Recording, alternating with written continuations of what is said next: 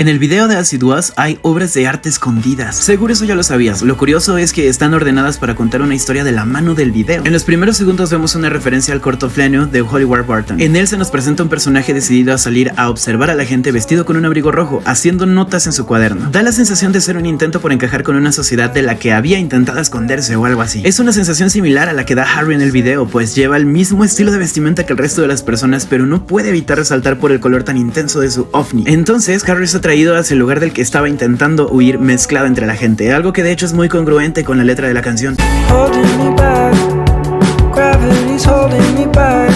Al entrar de regreso lo vemos sin la indumentaria con la que intentaba encajar con los demás, como un claro mensaje de ser un espacio en el que se sentía hasta cierto punto seguro de ser él mismo. A los pocos segundos vemos la segunda obra de arte referenciada, una coreografía de Joan Bourgois inspirada en su pieza Silly Kitten, que originalmente consistió en 3 hombres y 3 mujeres dando un espectáculo cinético sobre una plataforma giratoria con forma cuadrada. Esta misma pieza fue cambiada después en un performance para 2 personas que podemos ver en el video de la canción Inner Light de Elderbrook.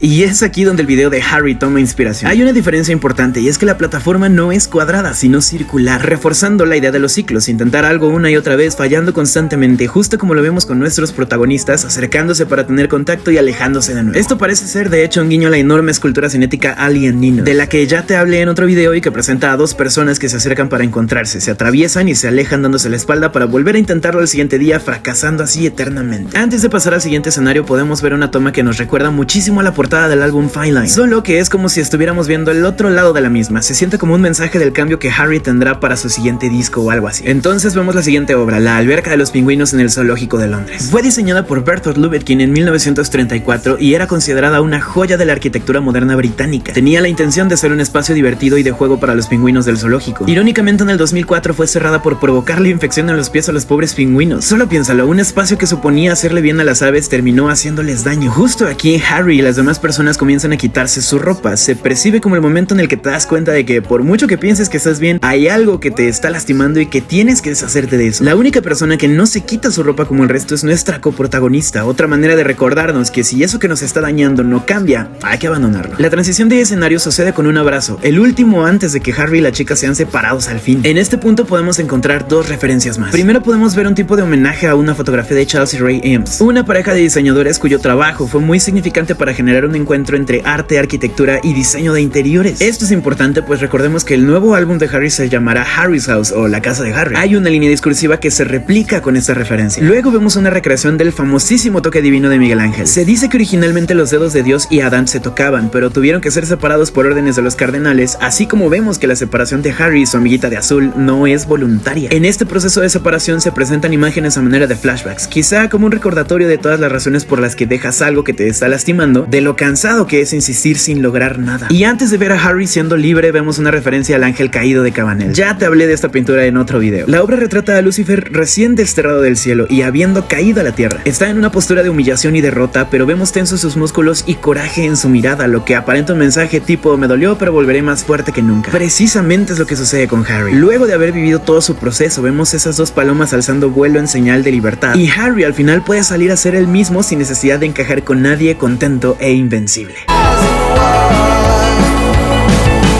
Literalmente el video de As It Was es arte en todos los sentidos.